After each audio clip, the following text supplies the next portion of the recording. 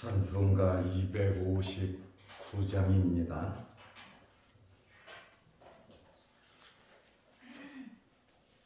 찬송가 259장.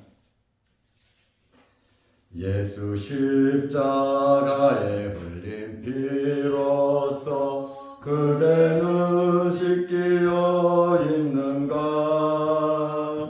더러운 죄 이해하는 능력을 그대는 참으지 않은가? 예수의 보혈로 그대는 씻기어 있는가? 마음속에 여러 가지 죄악이 깨끗이 씻기어 있는가? 주 예수와 밤낮으로 늘 함께 그대는 행동을 아는가? 아무 때나 어디서나 그대는 십자가 붙들고 있는가? 예수의 보혈로 그대는 씻기어 있는가? 마음속에 여러 가지 죄악이 깨끗이 씻기어 있는가? 주님 예수 다시 올 때 그대는 영접할 예복이 있는가? 그대 몸은 거룩한 곳 천국에 들어갈 준비가 됐는가? 예수의 보혈로 그대는 씻기어 있는가? 마음속에 여러 가지 죄악이 깨끗이 씻기어 있는가? 모든 죄에 더러워진 예복을 주 앞에 지금 다 벗어서 샘물같이 솟아나는 보혈로 눈보다 더 이게 씻으라. 예수의 보혈로 그대는 씻기어 있는가? 마음속에 여러 가지 죄악이 깨끗이 씻기어 있는가?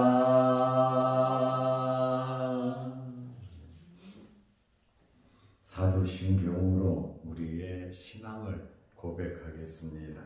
전능하사 천지를 만드신 하나님 아버지를 내가 믿사오며 그 외아들 우리 주 예수 그리스도를 믿사오니 이는 성령으로 잉태하사 동정녀 마리아에게 나시고 본디오 빌라도에게 고난을 받으사 십자가에 못 박혀 죽으시고 장사한 지 사흘 만에 죽은 자 가운데서 다시 살아나시며 하늘에 오르사 전능하신 하나님 우편에 앉아 계시다가 저리로서 산자와 죽은 자를 심판하러 오시리라.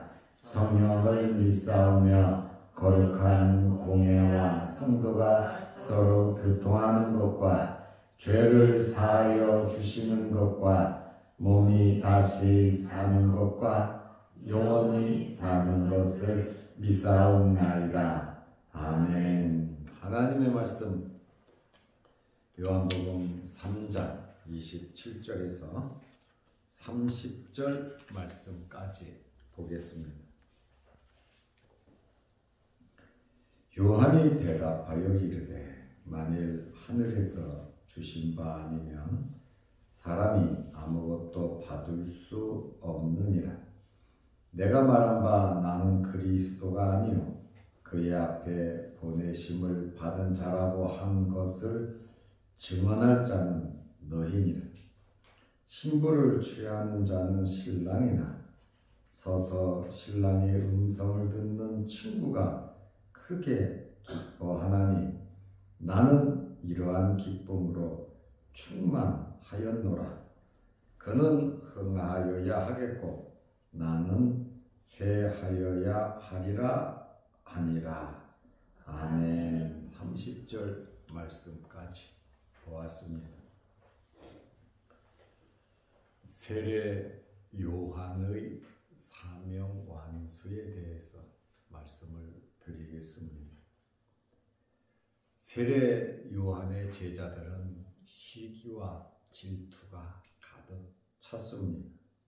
왜냐하면 예수님께서 세례 베푸시는 곳에는 사람들이 많이 모이고 또 세례받는 사람들도 굉장히 많았습니다.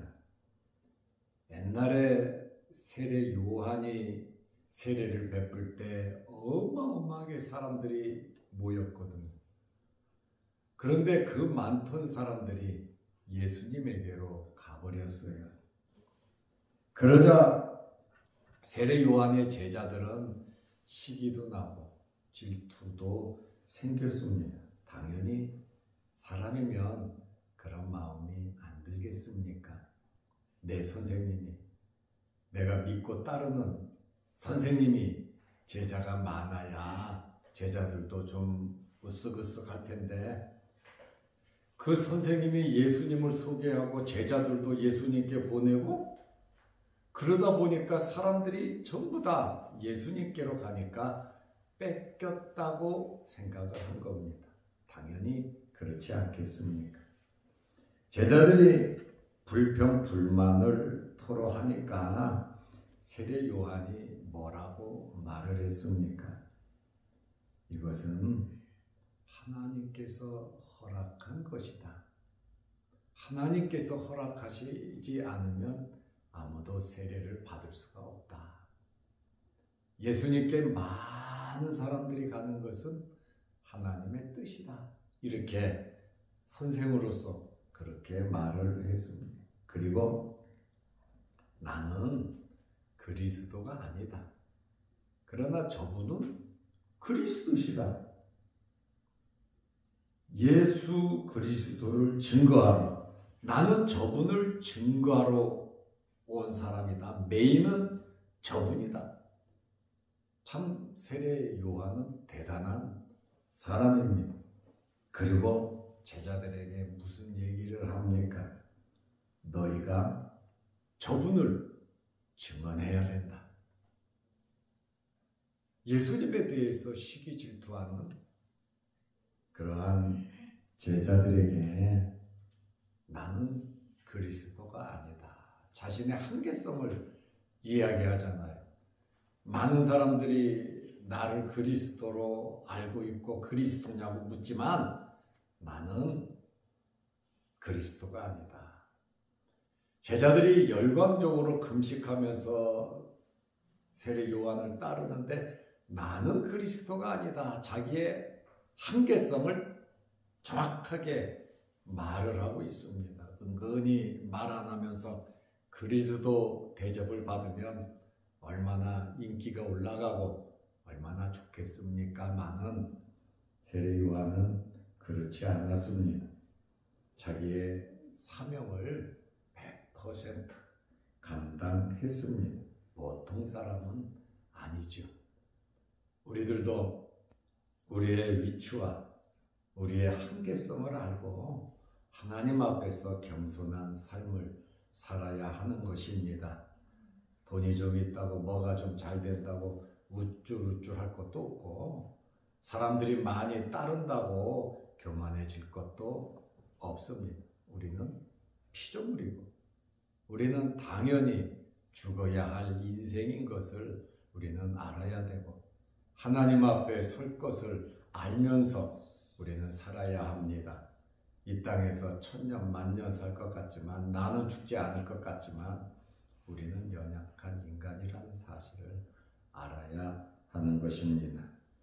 그리고 예수님에 대해서 신랑의 친구로서 기쁘다고 그는 말을 하고 있습니다. 결혼식이 있으면 주인공이 누굽니까? 신랑과 신부예요. 그런데 세례 요한은 나는 기쁨이 충만한데 신랑의 친구로서 나는 기쁘다, 만족하다 그 얘기를 합니다.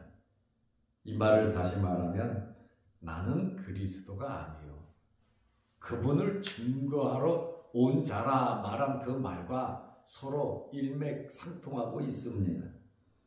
요한복음 3장 29절에 신부를 취하는 자는 신랑이나 당연히 신랑 신부는 최고죠. 서서 신랑의 음성을 듣는 친구가 크게 기뻐하나니 나는 이러한 기쁨으로 충만하였노라. 예수 그리스도를 증거하는 것으로 자기는 만족하고 예수 그리스도를 만난 것으로 자기는 만족하고 예수 그리스도가 이 땅에 와서 그리스도가 하나님의 사역을 감당하는 저 모습을 보니까 나는 너무너무 행복하다. 내가 이 일을 위하여 왔는데 그분이 오셔서 메시아로서 사역을 감당하니까 신랑의 친구로서 신랑의 친구가 엄청 기뻐하는 것처럼 나는 이러한 기쁨으로 충만하였노라. 예수 그리스도로 만족하는 내 사명으로서 만족하는 이 세례 요한의 이러한 모습, 이러한 신앙, 사명감 우리는 본받아야 합니다. 나는 신랑이 아니라 신랑의 친구같이 나는 기쁨이 충만하다 이렇게 말을 했습니다. 이스라엘에서 결혼식이 있으면 이 신랑의 친구들의 역할이 굉장히 중요합니다. 신랑의 친구들이 할 일이 참 많아요. 신랑과 신부 사이를 서로 만날 수 있도록 데려다 주는 자들이 신랑의 친구들이에요. 신랑과 신부가 만날 수 있도록. 그리고 결혼식을 할 때 신랑의 들러리를 서주는 자들이 신랑의 친구들입니다. 그리고 결혼 잔치가 있을 때 분위기를 주관하고 심부름도 하고 사람들을 행복하게 해주는 자들이 신랑의 친구들의 역할입니다. 세례 요한은 나는 신랑은 아니다. 신랑의 친구들처럼 그 신랑을 위해서 모든 것을 다 쏟아 부을 때 나는 정말 행복하다. 신랑의 음성을 듣고 신랑이 하는 모습을 보고 신랑이 즐거워하고 기뻐하는 그 모습을 보니까 나는 너무너무 기쁨이 충만하다. 정말 좋은 친구죠. 세례 요한이 이렇게 자기 사명을 잘 감당했습니다. 요한의 이러한 이 기쁨은 이 충만하였노라 한 것은 물이 컵에 가득 찬 것처럼 차고 넘치는 것처럼 기쁨이 넘친다는 겁니다.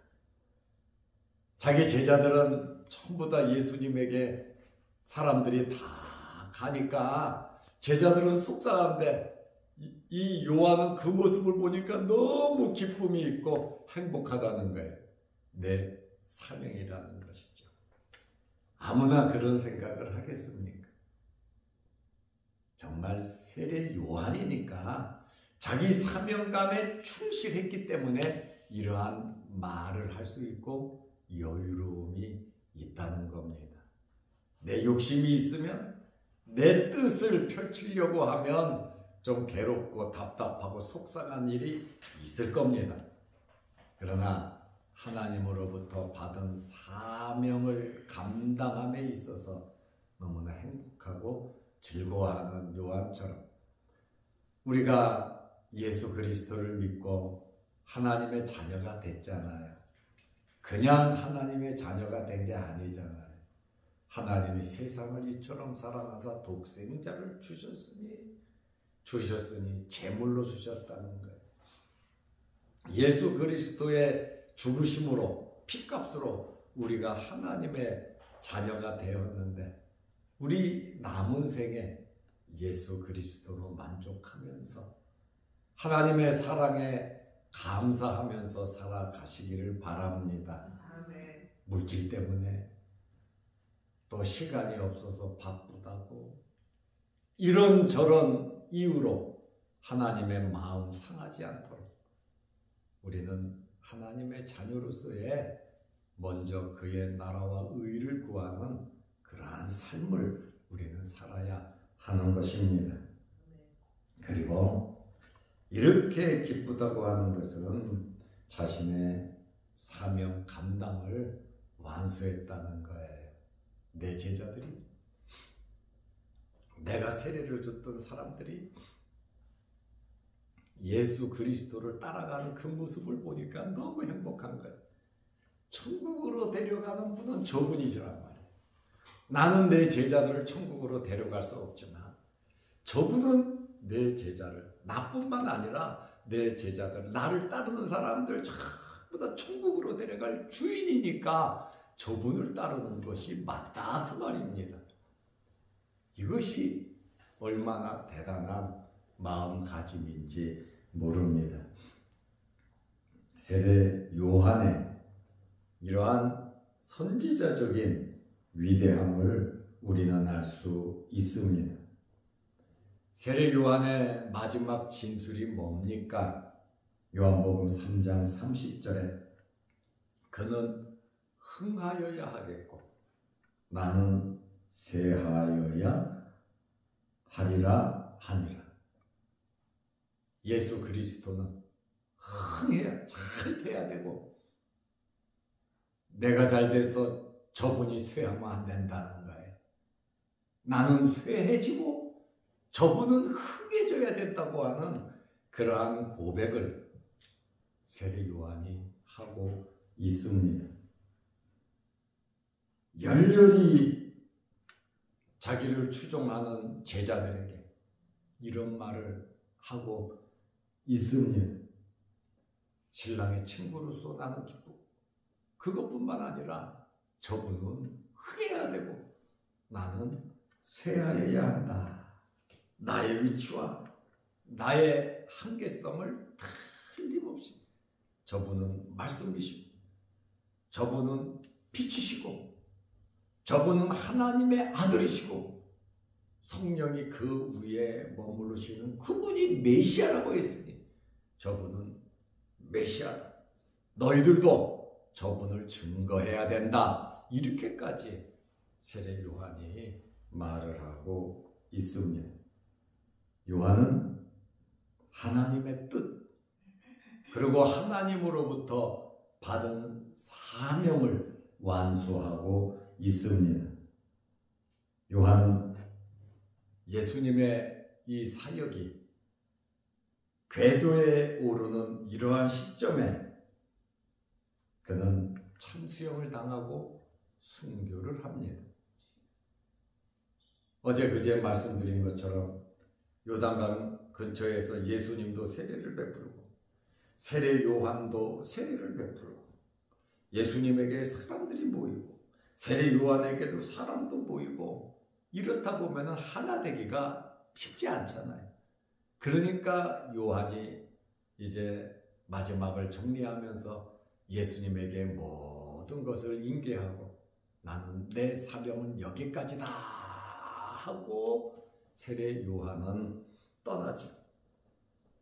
세례 요한의 사명은 뭡니까? 주의 길을 곱게 하기 위해서, 예수 그리스도께서 주의 사역을 잘 감당할 수 있도록 길을 닦는 그러한 사역이 세례 요한의 사역인데, 예수님께서 이제 하나님의 나라를 선포하고 또 메시아로서 모든 일을 하는 그 모습을 보니까 나 사명 완수했다.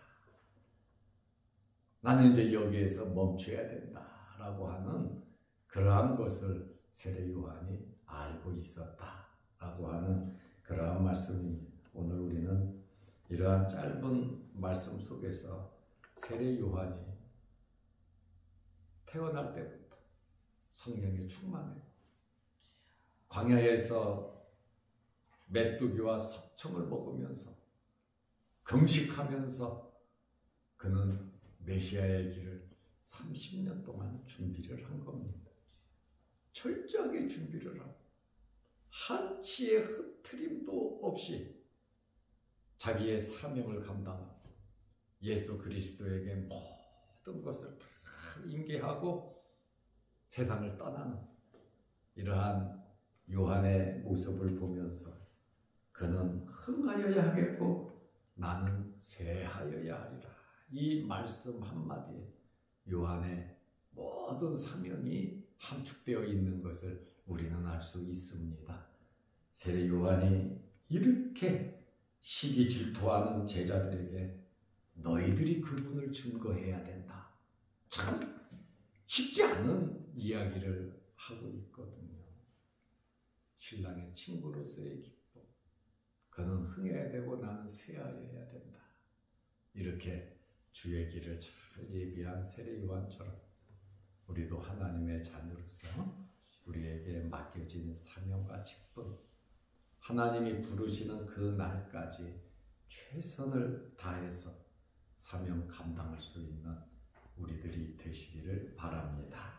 기도하겠습니다. 하나님 아버지, 세례 요한은 오로지 주의 길을 곱게 하는 자로서, 광야에 외치는 자로서 요단강에서 세례를 주며 메시아이신 예수 그리스도를 만나고 예수 그리스도에게 공적으로 세례를 주고 세상 죄를 지고 가는 하나님의 어린 양임을 선언하고 예수 그리스도에게 자기의 제자들을 보내고 많은 사람들이 예수님을 증거할 수 있도록 자기 신의 제자들에게까지 이렇게 말하는 요한의 아름다운 이 사명 감당을 우리 또한 배우게 하옵소서.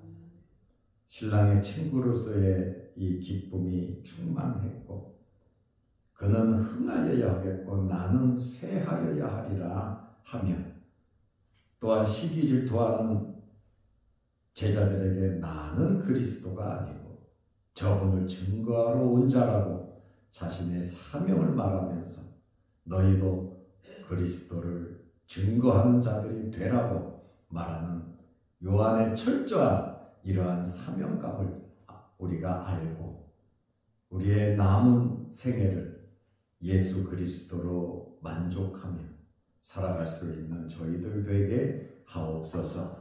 오늘도 이 새벽에 주의 전에 나와 머리 숙여 기도합니다. 하늘문이 열리게 하시고 우리의 기도 제목마다 하나님께서 응답하여 주옵소서. 또한 영상을 보며 함께 말씀으로 은혜 나누는 성도들에게도 크신 복을 내려 주옵소서. 오늘 하루도 주 안에서 승리하는 복된 하루 되게 하시고 우리가 만나는 모든 사람들에게 예수 그리스도의 사랑을 나누어 줄 수 있는 저희들의 삶이 되게 하옵소서. 예수님의 이름으로 기도하옵나이다. 아멘. 하늘에 계신 우리 아버지여, 이름이 거룩히 여김을 받으시오며 나라의 마옵시며 뜻이 하늘에서 이룬 것 같이 땅에서도 이루어지이다. 오늘날 우리에게 일용할 양식을 주옵시고 우리가 우리에게 죄 지은 자를 사하여 준 것 같이 우리 죄를 사하여 주옵시고 우리를 시험에 들게 하지 마옵시고 다만 악에서 구하옵소서.